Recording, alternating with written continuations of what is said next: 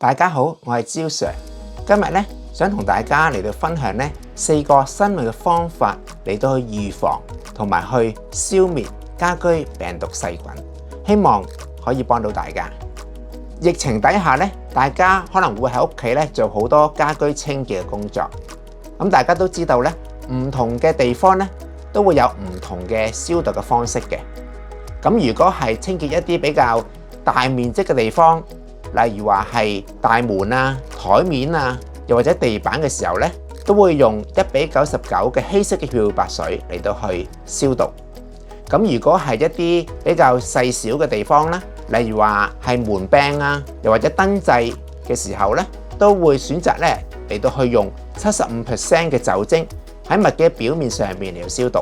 咁如果係一啲比較污糟嘅地方，例如話家居嘅廁所咧，大家咧都會咧用含氯嘅清潔劑嚟到去清潔。咁樣嘅時候，咁一個消毒嘅效果都會比較好一啲。今日咧想同大家介紹4個新穎嘅方法咧，分別就係第一，預設過濾空氣裏面嘅病毒。其實咧家居清潔咧可以喺你未返到屋企之前咧就可以開始啦。透過智能家居物聯網咧，空氣清新機咧可以喺你未返到屋企之前15至到30分鐘咧就可以自動嚟到去開啟啦，嚟到去過濾空氣裏邊嘅細菌又或者病毒，確保咧當你返到屋企之後咧已經係有清潔衛生嘅空氣啦。第二咧就係自動消毒衣物啦。當你喺入門口嘅嗰一刻咧，消毒噴霧機咧係可以自動嚟到開啟，為你嘅衣物同埋鞋咧自動嚟到去清潔消毒。好處就係，就算一啲老人家又或者小朋友入咗屋企之後，如果忘記咗清潔消毒嘅時候咧，咁佢哋都會由呢啲嘅自動化嘅一啲嘅噴霧幫佢哋嚟到去清潔消毒啦。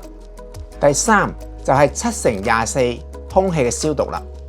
利用乾竹酶獨有嘅撲滅細菌同埋病毒嘅原理，當你返到屋企嘅時候，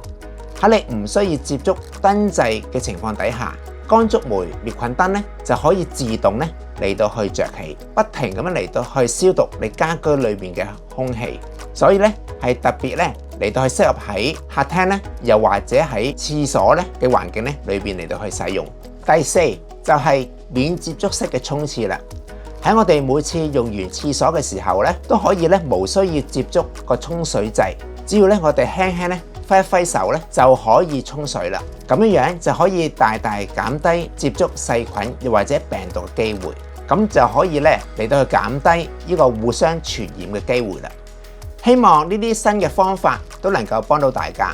將家居清潔衛生嘅工作變得更加輕鬆有效同埋簡單。咁如果大家覺得呢啲信息幫到你嘅，可以咧歡迎 like 我哋嘅 Facebook、subscribe 我哋嘅 channel， 同埋咧 share 俾你身邊嘅朋友，令到佢哋都知道。又或者你想喺你屋企利用呢啲新嘅方法嘅時候，你可以 click 一下附近條 link 嚟到去進一步了解一下。下次見。